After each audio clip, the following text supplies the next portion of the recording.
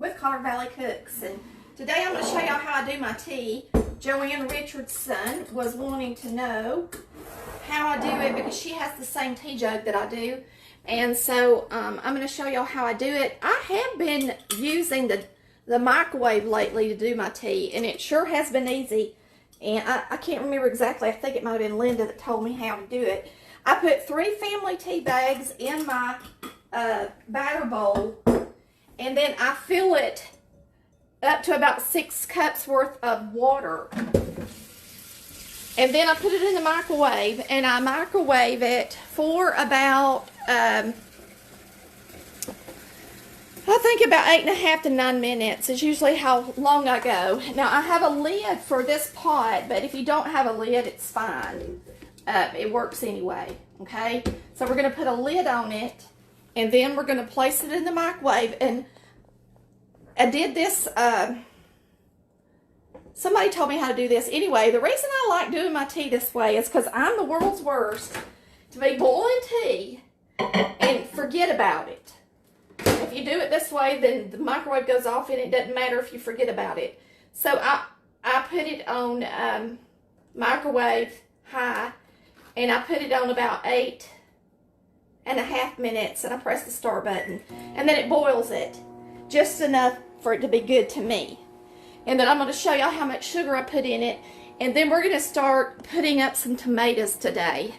So I'm going to take my tea jug now. This is the tea jug that I have, and Joanne says she has one, and it holds about, it says 3 liters. I don't think it's quite a gallon, but it may be. I don't really know for sure. So I'm just going to show y'all how much sugar I put in my tea. We don't drink a whole lot of sugar in our tea like we used to. And I'm going to use this funnel, and we'll be using the same funnel today to do our tomatoes, okay? So this is going to be, how much sugar? I usually do a 1/2 cup, and then about another 1/4 of a cup. So about 3/4 cups of sugar is about what we drink. And of course you can add more if you like more, but you know, we just drink it all the time, so we don't want to be drinking too much sugar. See, this tea is boiling.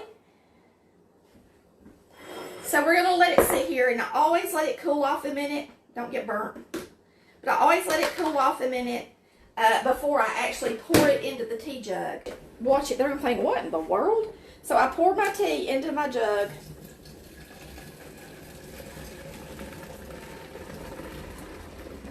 But using the microwave is just so convenient, y'all, because I really do forget about my tea a lot.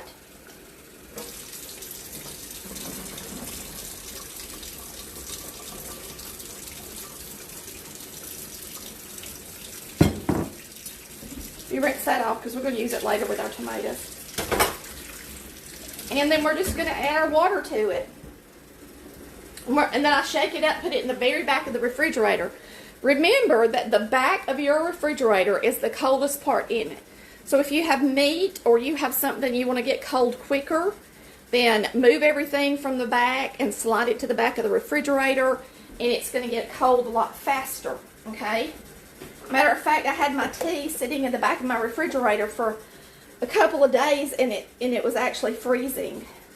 So if you put it right up against the back, it's amazing how good it does, okay? Joanne Richardson, this one was for you. You asked for it yesterday, so you got it, okay? We're going to shake the sugar into the tea real good. It's nice and warm. And we're going to put it in the very back of the refrigerator. That's my tea recipe, okay? So if you have this jug, this is how I do it. Oh, y'all can't see the back of my fridge from there. Y'all just won't get to see the back of the fridge, probably. But you can see my refrigerator. So what I do is I just slide everything.